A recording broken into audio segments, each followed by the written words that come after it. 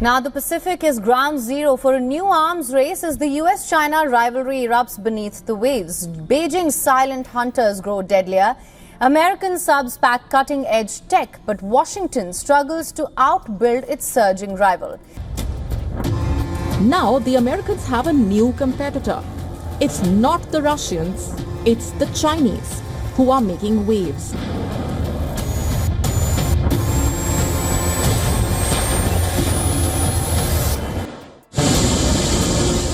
The ocean floor is the new frontier of global power. For decades, the US Navy's submarine force has reigned supreme, an invisible, lethal arm of American might. A Chinese submarine surfaced right next to the USS Ronald Reagan, not as a show of force, but as a desperate move when its batteries started to die. That single moment turned into an intelligence jackpot for the Navy. Every sound, every transmission, every radar pulse recorded and analyzed. In the last decade, China has launched new classes of nuclear and diesel-electric submarines at breakneck speed. China's new submarines are equipped with revolutionary, silent new propulsion systems. While the US still holds the lead in core technology, the stealth of its Virginia-class submarines remains unmatched. They are getting quieter and more lethal, armed with cutting-edge anti-ship missiles and now even hypersonic weapons. What looked like intimidation ended up exposing a steel serpent's secrets to an enemy fleet. The question is simple: did Beijing hand over more than they gained? Stay here, because the answer changes the way you see submarine warfare forever. Before we move on, I'd like to ask you a small favor. If you appreciate this content, please take a second to like this video and subscribe to the channel. Over 98% of you watch the videos without subscribing. It costs you nothing, but it makes a huge difference to us. So, did you click the subscribe button? Great, thank you so much. Now, back to the video. A submarine is only as strong as its silence. Once it comes up, that illusion is gone. East of Luzon, a Chinese Yuan-class boat faced that reality and broke the surface within sight of a full American carrier strike group. For an instant, the ocean gave up its most guarded secret. What should have been invisible steel teeth in the water became a giant beacon, broadcasting weakness to the very force it was trying to stalk. Its industrial base is buckling. The US struggles to produce more than a handful of new submarines. Analysts warn that by 2035, China could match or even outnumber America's active fleet.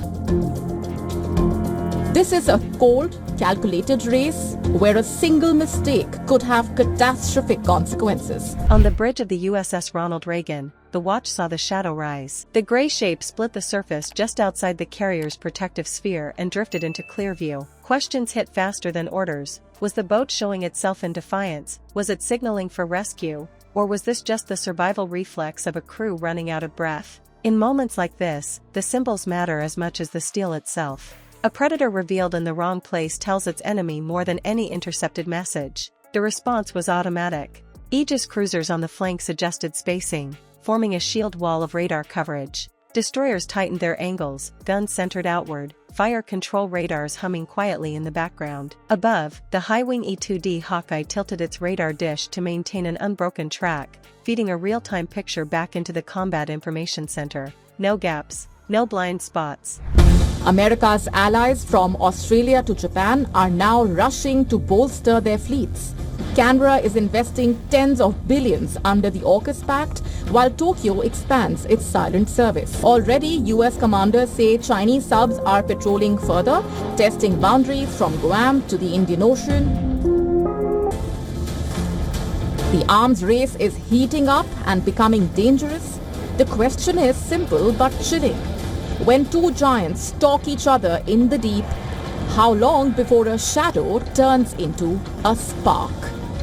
Around the perimeter, MH-60R Seahawks spun their rotors, dipping sonars through benign waves as though each pocket of water could hold hostile intent. That sonar sound is not music, it's a sweep that strips away mystery. Each ping comes back with the hard outline of a hull, the location of screws, and sometimes even the churn of water around a rudder.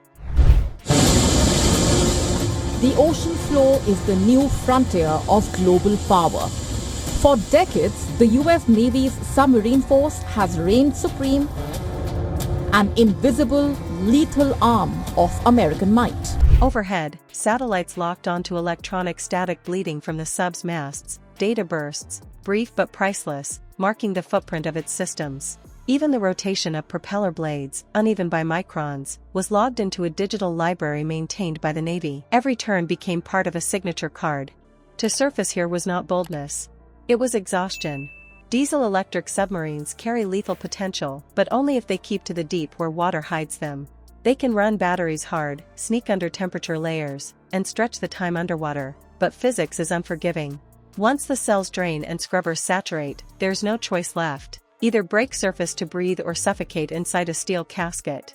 This one chose air, but it did so under the guns and sensors of its rival. For the Americans, the jackpot was instant. Radar beams pulsed off the boat's hull, mapping reflections unique to its lines.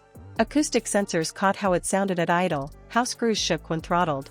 Bursts of satellite communication revealed antenna patterns and onboard protocols. In naval warfare, this is currency.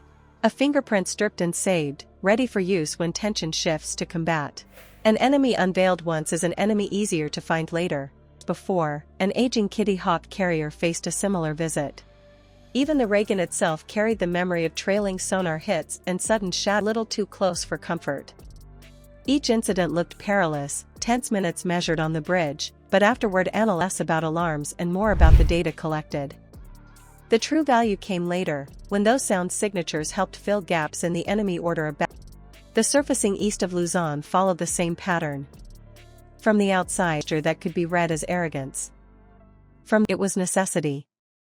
Either way, the result was the same. A boat that once thrived on silent, detailed fingerprint to the very power it wanted to sing. The crew lived, but the boat as a secret weapon died a little that day. For the group, the lesson was clear. They didn't need to fire. They needed only to listen and record. At sea, information till harder than ordnance. Patience, and sensors cut deeper than torpedoes. What mattered was not what surfaced in that hour, but what got stored for the years to come. The next time these navies meet, those files will already be open on the screens.